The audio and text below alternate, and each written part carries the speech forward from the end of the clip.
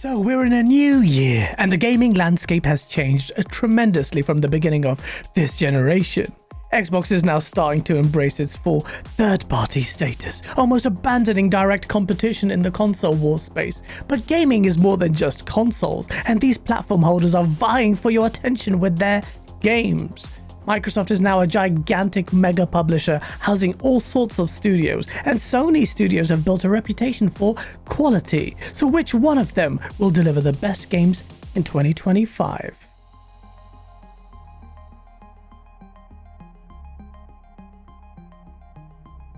Sony has typically been known for having the best first-party titles out of the two. Sony's first-party titles have built a reputation for delivering high-quality, narrative-based single-player games sporting great visuals. In 2025, will that continue? Well, unless we get some announcements about imminent 2025 releases, things don't look immensely strong for PlayStation on that front.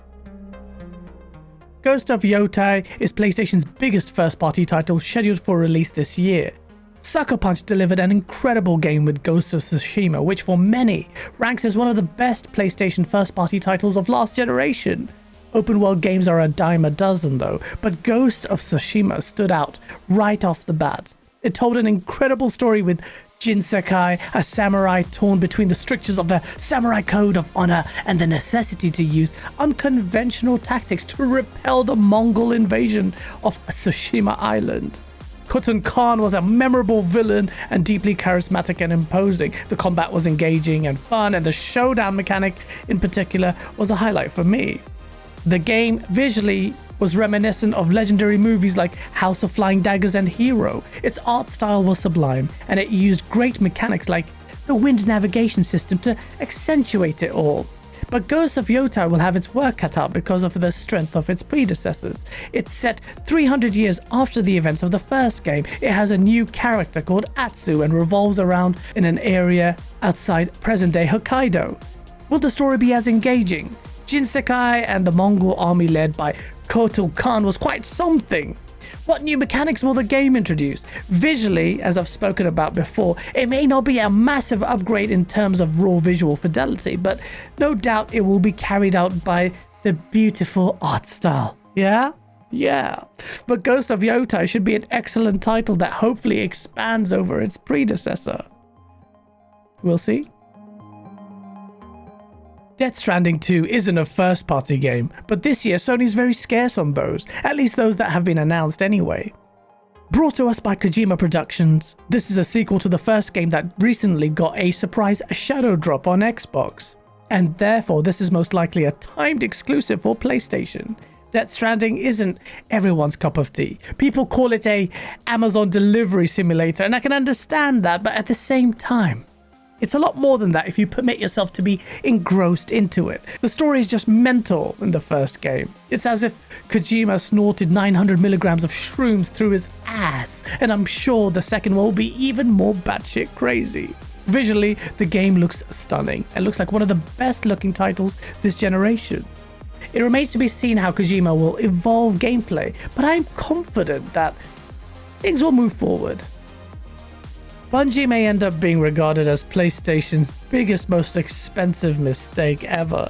A lot rides on Marathon, and it had some troubled development. Whilst no official release date has been revealed for the game, it is due to have some expanded playtests this year. This game might end up slipping into 2026, and some creators have gone hands-on with it, but aren't able to talk about it owing to NDAs. We still haven't even seen gameplay for it, so I feel like it's highly unlikely to come out in 2025. Fair Games. This is another live service game that some are speculating will come out this year, but it's also another title that has only had a CGI trailer but no gameplay revealed for it, so and it hasn't got a release date. Fair Games is a competitive heist game developed by Haven Studios. The studio is led by industry veteran Jade Raymond. The premise of the game revolves a mix of player versus player and PvE gameplay. Teams compete against each other and AI-controlled NPCs to infiltrate locations, execute a heist, and escape with valuable loot. Stylistically, it looks like your run-of-the-mill type live service game, so a lot of people are writing this title off as one that's not going to do that well. We've seen many live service games struggle, but it all depends on how strong the core gameplay loop is. I'll be surprised if this one blows us away. But you never know. Now, this may not be a first-party game from Sony, but it's a console exclusive made by S-Game. Phantom Blade Zero looks very impressive. People were even doubting whether or not the first showing was legit until developers released several minutes of pure gameplay for it last year at Gamescom. This is a fast-paced hack-and-slash combat game where you control an elite assassin in a dark world. Stylistically, it looks excellent. The combat looks engaging as hell and is definitely a day one title for me. Beyond these titles though, Sony hasn't announced anything yet. There are some murmurs of a Venom type DLC thing for Spider-Man, but we haven't even heard anything substantial regarding it. Sony may surprise us and reveal games releasing in 2025, particularly now that the development troubles that plagued the industry during the COVID era have been significantly erased. Just like in 2024, it looks like Sony is going to be carried heavily by titles that third-party studios produce. Death Stranding and Ghost of Yotei will make the biggest splash unless we get surprise release dates for unannounced games. Xbox is finally getting into the swing of things as the giant mega publisher has a pretty potent set of developers and titles in the works. Unlike Sony, Xbox has a ton of announced first-party games set to release in 2025.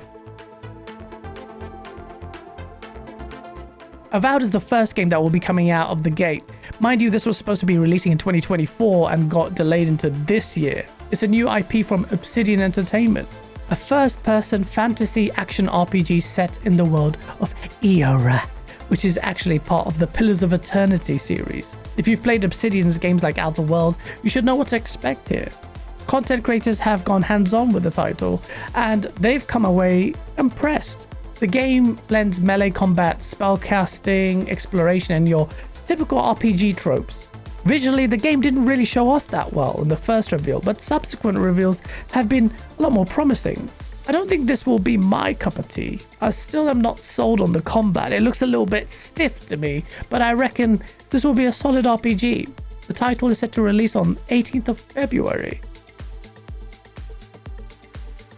Obsidian are also supposed to release Outer Worlds 2 this year. This was quite a surprising reveal last year, and the gameplay showed off very well. It's a first-person RPG like Avowed, but set in the future, and a sequel to an RPG that a lot of people really enjoyed, especially for its tongue-in-cheek humor. Xbox seems to have a huge RPG slant this generation, but especially this year, a lot of focus has been devoted to Avowed because it was revealed at a time when Xbox fans were clamoring for some first-party titles. However, I reckon Outer Worlds 2 may end up being the more fun title out of the two, and more successful as well, especially considering it's a sequel to a title that many enjoyed. Fable is arguably Xbox's most promising title of this year, assuming it even gets released in 2025. I continue to remain skeptical because of a myriad of different reasons. Firstly, this would be the third RPG to come out from Xbox this year. Secondly, this title is coming from Playground Games itself, the studio that has delivered the best rated racing games in modern gaming, and Xbox cannot afford to rush this one out. Finally, Fable might end up getting delayed anyway because of one title that terrifies the entire gaming industry. You know which one. It's called GTA 6. GTA 6 is supposed to release this year, but publishers globally are keeping a keen eye on it because GTA will bury most games even remotely close to its vicinity of release. Fable looks visually fantastic. Its main characters drew some criticisms for her aesthetic design because, well, come on, bruv. But beyond that, I do think Playground Games has the opportunity to deliver the best Fable game ever released. Peter Molyneux's legacy with the IP was marred with broken promises, and despite Fable 1 and 2 being excellent games, I can see Playground Games actually taking this IP to another level, far beyond what Lionhead did. The original games were limited by their constrained level design, as well as plagued by Peter Molyneux's broken promises, and I hope that we get a true sandbox game teeming with great content. Expect to see more gameplay in the summer of this year, but whether or not we get a release date remains to be seen. I cannot wait for this one. Doom the Dark Ages looks absolutely fantastic, building on the strengths of Doom Eternal. It's set in a techno-medieval setting, and the gameplay looks absolutely batshit crazy with the introduction of new mechanics like the razor shield, mechs, flying sections, and a gun that chews up skulls and fires the bloody shrapnel at enemies. If you've played the previous titles, you know what to expect with this one. And now that I'm back to the glorious PC Master Race, I get to play this in a way that it deserves, with a mouse and keyboard. Yes, bruv. Compulsion games have always showed off a lot of promise. The problem is, whilst We Happy Few looked like it had a lot of potential, it ultimately fell flat. Microsoft gave the studio a second chance by acquiring it and enabling it to create the best game it could. Whether or not Compulsion Games delivers remains to be seen, but so far what we've seen of South of Midnight looks rather impressive. It's set in a fictionalized American Deep South where you control Hazel, a weaver who basically has some magical powers in a town called Prospero, which has been devastated by a hurricane. The game's visual art style looks really impressive, opting for stop motion animation and deals with southern folklore. The game is designed as wide linear, where players explore various biomes. The traversal and combat both look promising, but it will come down to the execution and how the game feels when you're playing it. A lot of people seem to be drawn on the visual style of the game, and I don't see many people being critical of the combat and traversal. It just looks a little bit stiff to me, but we're going to get a deeper look into it next week. I want to be excited for this one, especially because of the art style and the setting, but something about its gameplay tells me there's a possibility that it might just falter. Let's hope my skepticism is misplaced. PlayStation seems to have a sparse first-party lineup this year. However, as we saw in 2024, Sony can leverage its third-party deals to make up that deficit, and most likely, it may do. For me, Phantom Blade Zero is the big third-party title that excites me the most. Quality is more important than quality. And granted, Sony may not have first-party titles, or not that many that are announced, but you cannot dismiss Ghost of Yotei. Ghost of Tsushima was incredible, and if the game is a worthy successor, it could be an instant classic for this generation. Sony could also surprise us, as they did last year with the reveal of a first-party title that got released in the same year. We've come to a point in the console generation where we should start to see Sony's first-party titles churning out more, not less first-party titles. You may also get some standalone DLC from the likes of Insomniac or other studios as well. PlayStation, however, has a burden to discharge, and that burden is in relation to its multiplayer and live service efforts. Last year it failed tremendously with Concord. Before that, even its most prized studio Naughty Dog completely faltered by cancelling Factions after years of development, and then relegated itself into strictly single-player games. Oh, yeah. But if Fair Games does not deliver, then that will be another stain on Sony. And if Marathon doesn't deliver, that will be, well, not just a mark against Sony, but another indicator of its failed purchase of Bungie. It also fuels the narrative that Sony's over-reliance on third-person action adventure games has rendered it useless, or considerably weaker, should I say, in delivering good multiplayer titles. We'll see how Sony fares in this regard. But Xbox, on the other hand, is finally getting its first-party affairs in order as far as release cadence is concerned, after struggling horrendously at the start of this generation. For the longest time, the quality of its titles were also under scrutiny, and they still are. But recently, Indiana Jones has helped reduce that scrutiny by delivering a critically acclaimed title, and if Xbox can continue to deliver more consistent quality titles with Avowed and South of Midnight, that will go a long way in Xbox shedding the narrative of its poor quality that it's built up in the last generation. I think both Avowed and South of Midnight might have opportunities to be solid titles. I don't think either of these titles will blow people away though. I think that kind of status is reserved for Doom, the Dark Ages, and Fable. The variety of Xbox titles we're getting is something to give Xbox credit for. I will say this though, there is quite a heavy lean on RPGs, perhaps a bit too much, especially this year, but luckily Doom and South of Midnight mix things up considerably. People thought Game Pass was going to result in Xbox just developing a load of live service games because Xbox has always been better at doing multiplayer than one-trick pony Sony. And people think that the live service model would permit Xbox to squeeze maximum value out of its consumers because that's what Game Pass was designed to do. However, the vast majority of Xbox's first-party studios are working mostly on single-player games, and with a decent amount of content to boot. Xbox Game Pass haters are always remarkably silent on this point. You never hear them acknowledge this. I wonder why. Pressure has been mounting on Sony to deliver a showcase event, and I still think Sony could have a few surprises under its belt. Whilst Xbox's multi-platform strategy will have eased some pressure off Sony, content is still king, and Sony will need to continue up its cadence of releases both in terms of first-party titles and third-party money-hunting deals.